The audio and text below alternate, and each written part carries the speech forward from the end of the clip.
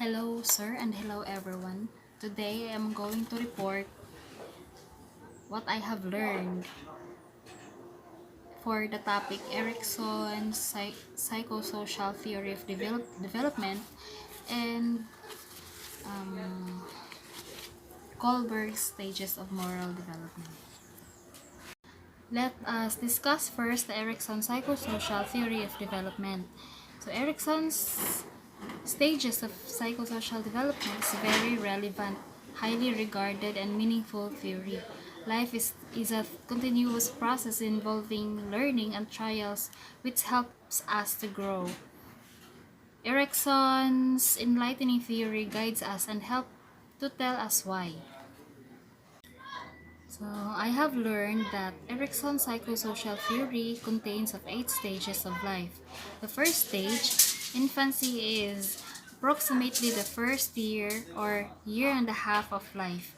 So, the trust versus the mistrust. So, in this stage, an infant is utterly dependent. Developing trust is based on dependability and quality of the child's caregiver. So for example, let's say a mother feeds her baby in the morning. So the next time the child is hungry, they will cry, hoping the mother will hear the cry and feed the child again. So trust will go stronger if the mother fulfills the needs of child. So if the mother fails to feed the child, their hopes will be dashed and the mistrust may form.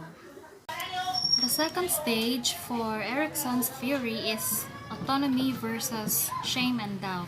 So this occurs between the age 2 or 3 years. So at this stage, children are focused on developing a greater sense of control. So example is toilet training, and also they begin to feed and dress themselves. This is how toddlers strives for autonomy. It is essential for parents not to be overprotective at this stage.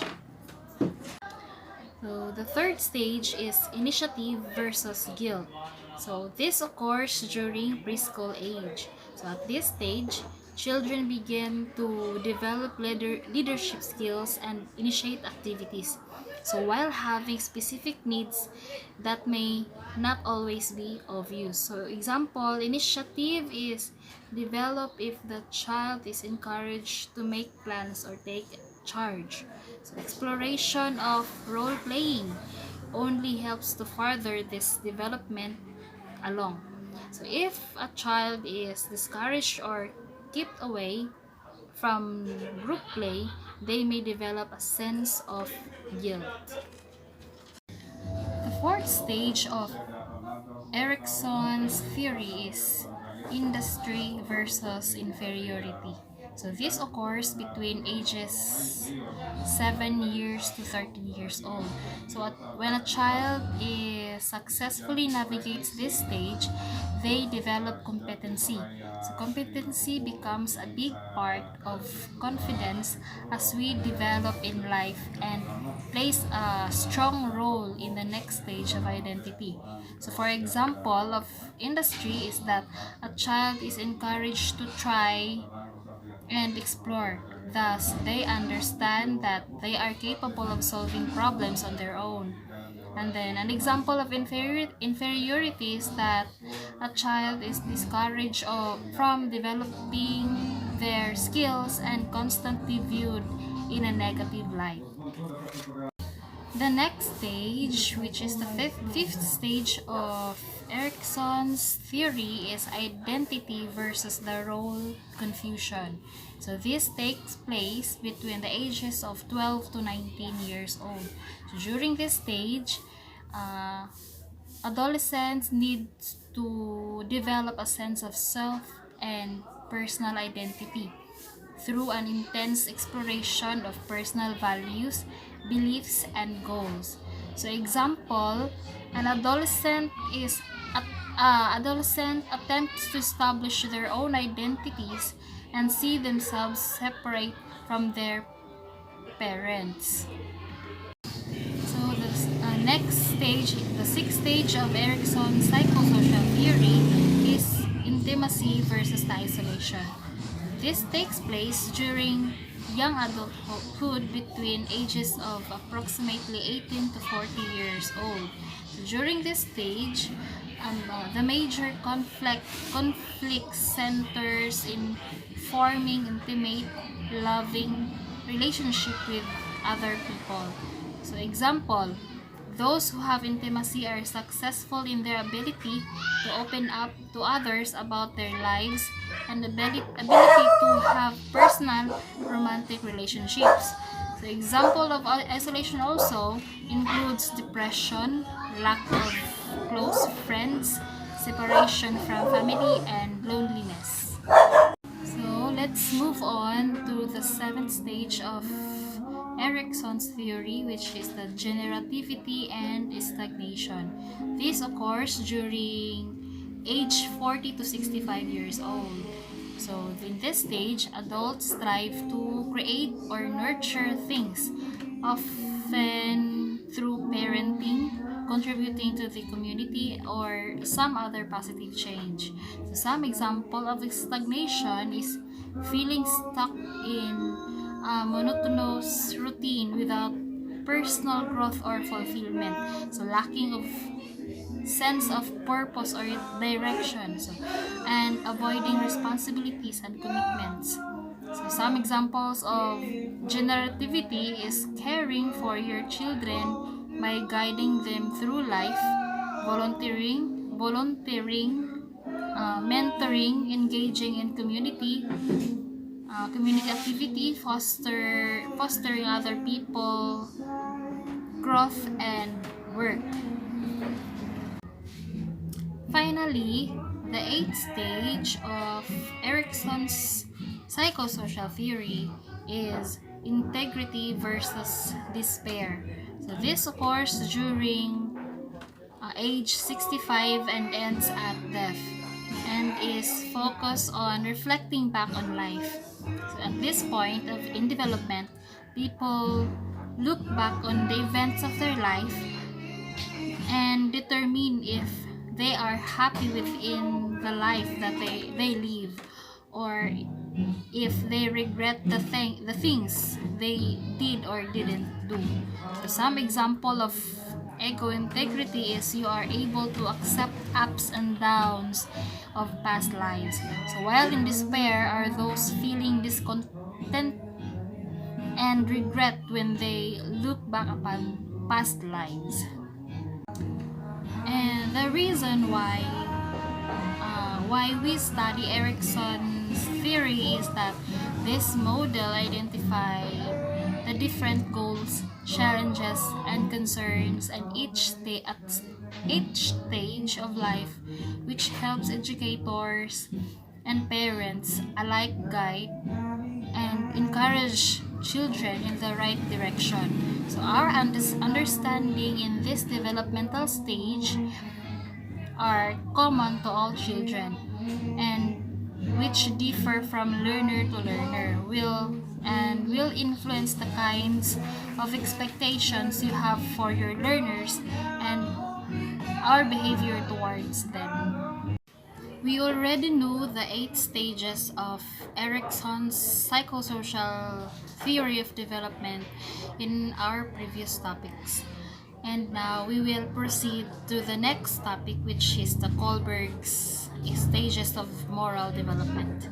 Kohlberg's theory consists of 6 stages, which is divided into 3 major levels. So the first level is pre-conventional level. In this level, moral reasoning is based on the consequence or result of the act, not on whether the act itself is good or bad. So this level consists of 2 stages. The first is punishment or obedience. One is motivated by fear of punishment, will act in order to avoid punishment. This is common in children, but adults are also expressing this type of reasoning. The second stage of Kohlberg's theory under this first level is the mutual benefit.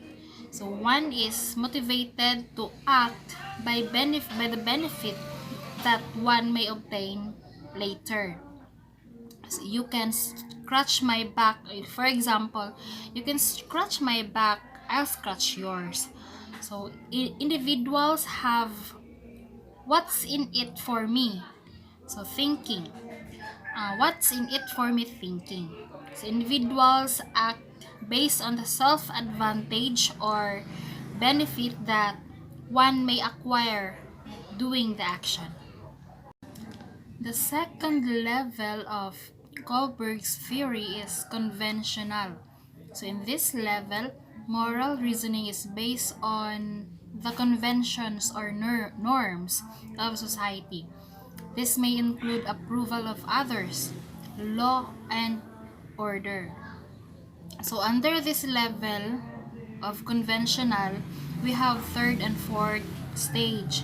So let's talk first the third stage, which is the social approval. One is motivated by what others expect in behavior, good boy or good girl. The person acts because he or she values how he or she will appear to others. He or she gives importance on what people will think or say. The next is the fourth stage, which is the law and order. So one is motivated to act in order to uphold law and order. The person will follow the law because it is the law. The third level of Kohlberg's theory is post-conventional. So in this level, moral reasoning is based on enduring or consistent principles. It is not just recognizing the law, but the principles behind the law. Individuals may disobey rules if inconsistent with their own principle. So under this level, we have here the fifth and the sixth stage. So let's talk first the fifth stage. The fifth stage is social contract. So laws that are wrong can be changed. One will act based on social justice and the common good. So each person holds different opinions, rights, and values and should be mutually respected. Laws that are wrong can be changed to meet greatest good for the greatest number of people. And the next stage of Kohlberg's theory under this third level of which is the post-conventional is the universal principles. This is associated with the development of one's conscience,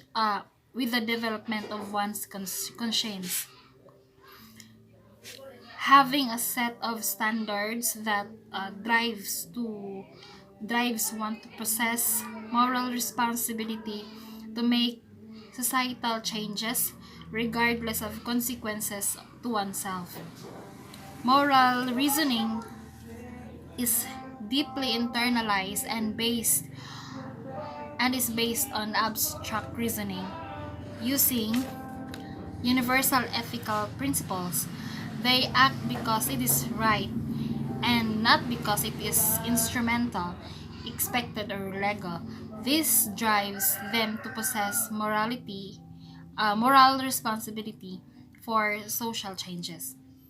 Again, Kohlberg's theory is about theory of moral development. So, this theory consists of 8 stages. So, that 8 stages is divided into 3 levels: the pre-conventional level, the conventional, and the post-conventional level. So under pre-conventional level, we have punishment or obedience and mutual benefit. So the second level, which is conventional, we have here the third stage, the social approval, and the law and order. So third level, which is the post-conventional, we have here social contract and universal principles.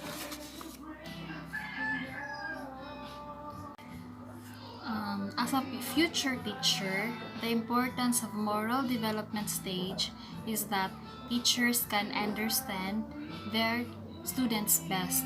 So, as the theory has contributed to every stage of growth of a child, teachers can analyze their students' behavior.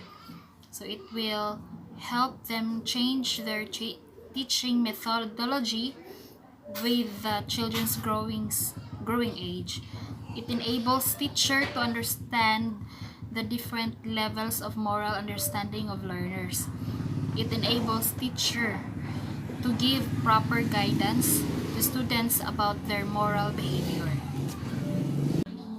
So that's all, and that's what I have learned in Erickson's psychosocial theory of development and Kohlberg's stages of moral development.